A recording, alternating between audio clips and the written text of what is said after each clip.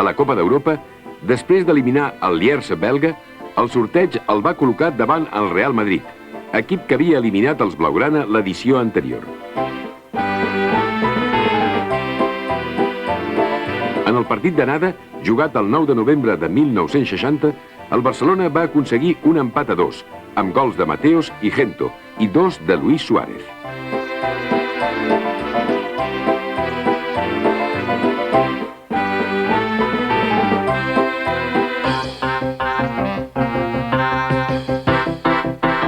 En un ambient triomfalista, el Barcelona va guanyar el Camp Nou per 2-1 aconseguits per Vergés i Evaristo.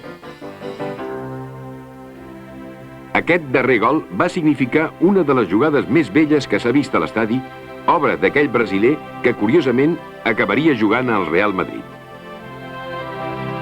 He hecho un gol que pues la gente de mi generación, ¿no?, del Barcelona, se acuerda hasta hoy.